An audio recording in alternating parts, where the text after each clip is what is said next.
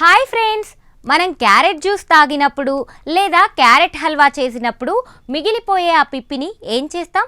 పారేస్తాం కదా. కానీ శాస్త్రవేత్తలు ఆ వేస్ట్ నుండి అదిరిపోయే ప్రోటీన్ ఫుడ్ని తయారు చేశారు. మనం తినే మాంసం, సోయా కంటే రుచికరంగా ఉండే ఈ ఫంగల్ ప్రోటీన్ కథేంటో ఇప్పుడు చూద్దాం. ఈ వినూత్న పరిశోధన వివరాలను అమెరికన్ కెమికల్ సొసైటీకి చెందిన journal of agriculture and food కెమిస్ట్రీలో ప్రచురించారు. శాస్త్రవేత్త మార్టిన్ గాన్ నేతృత్వంలోని బృందం క్యారెట్ ప్రాసెసింగ్ ద్వారా వచ్చే వ్యర్థాలను వృధా చేయకుండా వాటిని ఆహారంగా మార్చే ప్రక్రియను విజయవంతంగా పూర్తి చేసింది. అసలు ఈ ప్రోటీన్ ఎలా తయారవుతుంది? శాస్త్రవేత్తలు క్యారెట్ వ్యర్థాల మీద మైసీలియం అనే శిలీంద్ర వేర్లను పెంచారు. మనం సాధారణంగా తినే పుట్టగొడుగుల కంటే ఇవి చాలా వేగంగా పెరుగుతాయి. ఇందులో ముఖ్యంగా పింక్ ఆయిస్టర్ మష్రూమ్ అనే రకం క్యారెట్ వ్యర్థాల మీద పెరిగి అత్యధిక ప్రోటీన్ని విడుదల చేస్తోందని శాస్త్రవేత్తలు గుర్తించారు.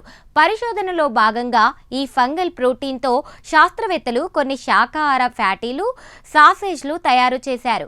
వీటిని రుచి చేసిన వాలంటీర్లు మామూలుగా దొరికే సోయా ప్రోటీన్ కంటే ఈ క్యారెట్ ఫంగల్ ప్రోటీనే చాలా బాగుందని రేటింగ్ ఇచ్చారు.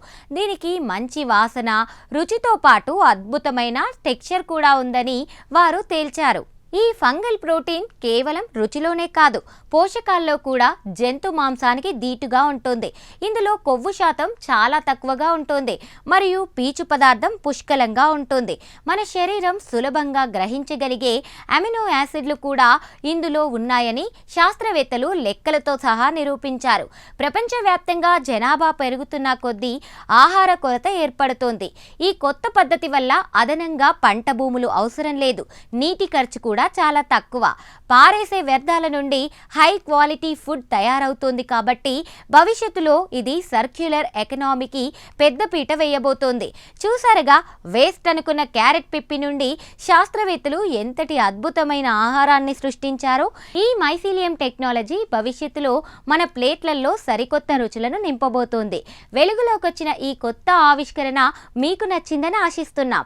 ఈ స్పెషల్ ఫీచర్ పై మీ అభిప్రాయాలను కామెంట్ ద్వారా తెలపండి. వీడియో నచ్చితే లైక్ చేసి మా ఛానల్ని సబ్స్క్రైబ్ చేయండి.